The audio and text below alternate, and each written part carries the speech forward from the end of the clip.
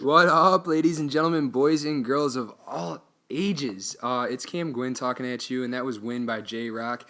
The whole reason I picked that song is because this is going to be just pretty much a rant about the NFL. And those of you who know me, like, I watch the NFL. I know about the NFL. I know what goes on in the NFL. I don't really like it. I don't like to follow it, really. But, I mean, if I'm going into sports broadcasting, I probably should follow the NFL, right? It's one of the biggest sporting organizations in the world. But I got two problems that I want to bring out. One of them is local with the Lions, and the reason I picked that song is because I just want the Lions to win. Win. Just start winning, please. I'm sick of getting my hopes up for nothing. But I got the Lions and I got Le'Veon Bell. I'm going to start with Le'Veon Bell actually though. So as you guys probably know, Le'Veon Bell has been holding out on the Steelers because there is a contract dispute where he is trying to be making more money than what he is being offered by the Steelers, and it has caused a rift in the Steelers locker room, to say the least.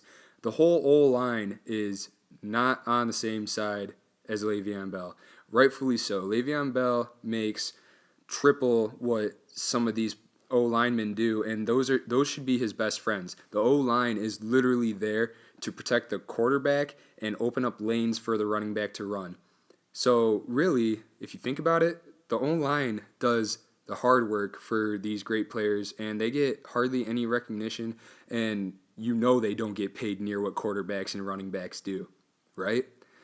But, I mean, if you think about it, Le'Veon Bell is holding out. He missed week 1, and he sat out all of preseason, didn't go to practices or anything. He's just been holding out on the Steelers, and they just want to know when he's coming back. They want to know what the time frame is.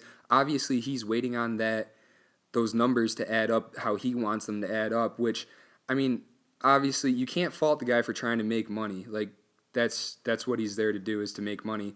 But it just looks bad because you're not there for your team. You're playing a team sport and you're acting like it's an individual sport essentially, but you're not the only player out there.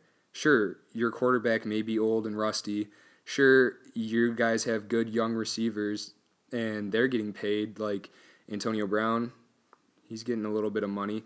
Ben Roethlisberger, I mean, he was making a little bit of money, but he's kind of old. And Le'Veon Bell just wants his turn. He wants to step up.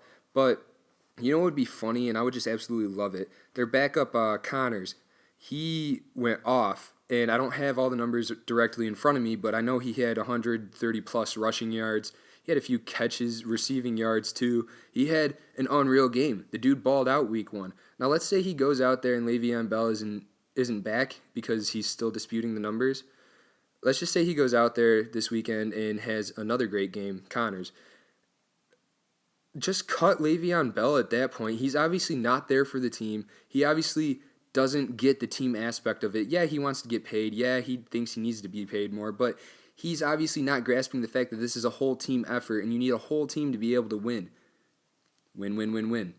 So now I'm going to get into the Lions, and there are a lot of rumors going around that Matt Patricia has already lost this team. Nobody's buying into him because they're saying that he's ruling with an iron fist and he's pushing them, making them run more, all this stuff. All this, it just sounds like just whiny bickering from a kid that doesn't understand that he should run some suicides or some laps as a punishment because it's going to make him more fit.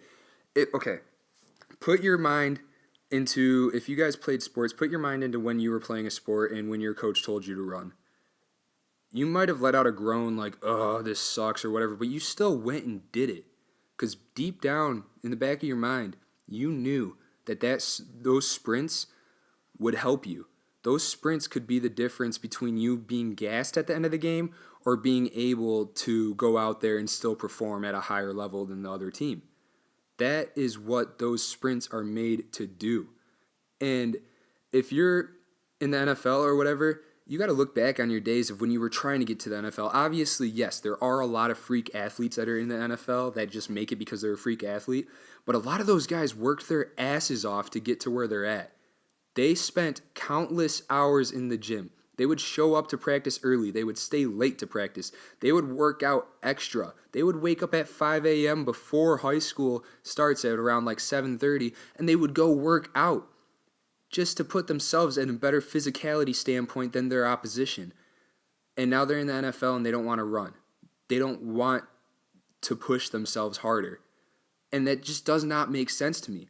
That right there is just screaming mediocrity right there. And that's why the Lions have never been anything special. They finally got someone new to come in there and shake it up. Someone that's been under Bill Belichick, who is arguably the best coach of all time. Arguably. And he's trying to instill into the Lions what he knows from the Patriots. And obviously, it's been working for the Patriots. It obviously has been. And they don't need crazy superstar athletes. They just have a system that works. They get players that fit in their system. And they all work their asses off for each other. They're there to win.